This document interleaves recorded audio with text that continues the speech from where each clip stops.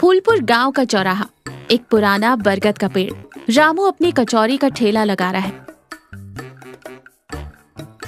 उसे दिखाई नहीं देता, इसलिए वो हाथों से टटोलकर बहुत ही फुर्ती और अंदाजे से आटा गूंथ रहा है। बगल में कमला चूल्हे पर कढ़ाई रखकर तेल गरम कर रही है। कमला, तेल गरम हो गया है शायद, जरा झारा मेरे हाथ में दे दे। आज मसाले की खुशबू सूंघ कर मेरे ही मुंह में पानी आ रहा है। देखना, आज की कचौरी एकदम लाजवाब बनेगी। तुम्हारे इन हाथों में पता नहीं क्या जादू है रामू। तुम बिना देखे ही इतना बढ़िया कैसे बना लेते हो, मुझे आज तक समझ नहीं आया। आंखें नहीं हैं तो क्या हुआ कमला, मेरे मन को स्वाद की पहचान है। और फिर तुम हो ना मेरे पास। भगवान ने मुझे 2 आंखें नहीं दी तो क्या हुआ, तुम्हारी जैसी जीवन साथी तो दी है। अपनी ये मीठी मीठी बातें अपने पास रखो। वो लाला जी आज फिर आएगा। कल भी 2 कचौड़ियाँ खाकर बिना पैसे दिए बड़े नवाबों की तरह बोलकर चला गया, मेरे खाते में लिख लेना। तुम अंधे हो ना, इसलिए वो तुम्हारी इस मजबूरी का फायदा उठाता है। अरे पगली, वो गांव के बड़े आदमी हैं। बड़े बुजुर्गों का आशीर्वाद रहे वही बहुत है हमारे लिए। आशीर्वाद से चूल्हा नहीं जलता रामू, तुम्हें दिखाई नहीं देता, फिर भी सुबह उठकर चूल्हे की इस आग के सामने तपते हो। तुम्हारे पसीने की एक एक बूंद की कीमत मिलनी चाहिए। आज मैं देखती हूँ उस लाला को। तभी बंसी अपनी साइकिल की घंटी बजाते हुए वहां आता है।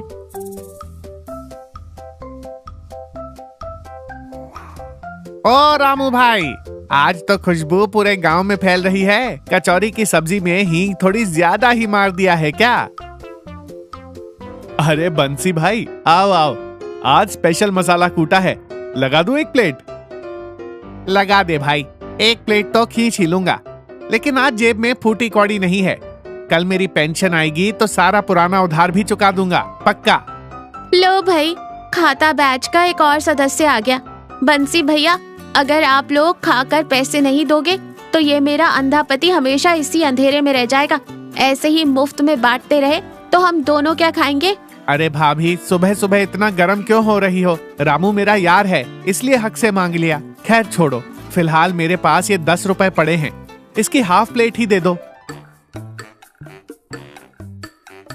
अरे कमला का मन मक्खन जैसा है भाई, बुरा मत मान।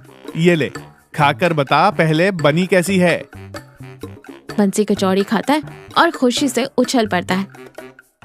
वाह रामू, क्या स्वाद है यार, तेरे हाथों में सच में जादू है। और ये तीखी सब्जी, भाई साहब, सोते हुए आदमी को भी झकझोर कर उठा दे। लाला जी अपनी आराम कुर्सी पर बैठे मजे से अखबार पढ़ रहे। तभी बंसी कुछ चिट्ठियां लेकर वहां आता है। राम राम लाला जी, ये लीजिए आपकी चिट्ठी।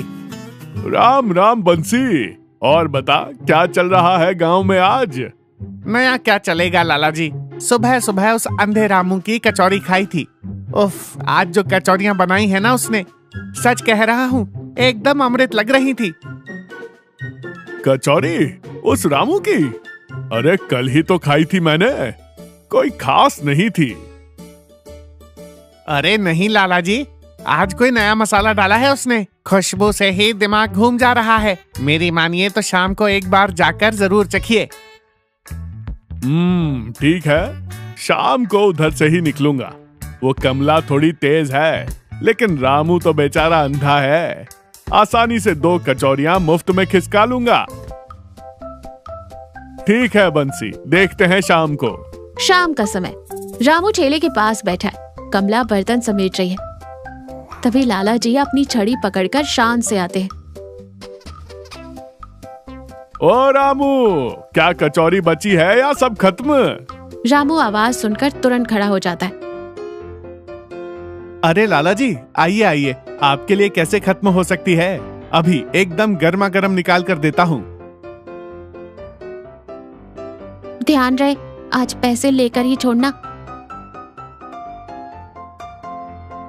रामू लाला जी को प्लेट देता है। ये लीजिए लाला जी, गर्मा गर्म आलू कचौरी और तीखी सब्जी। लाला जी लालच में आकर जल्दी जल्दी 4-5 कचौरियां खा जाते हैं। आहा, पेट भर गया।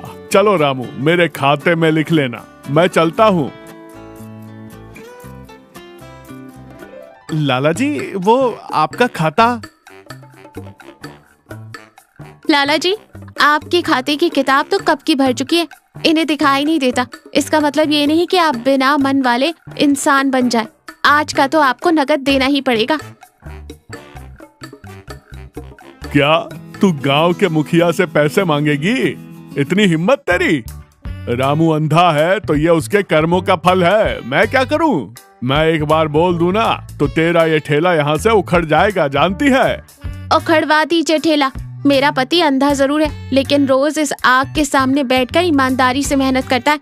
आप गांव के बड़े होकर भी उसकी मेहनत को मुफ्त में डकार जाते हो। क्या ये न्याय है?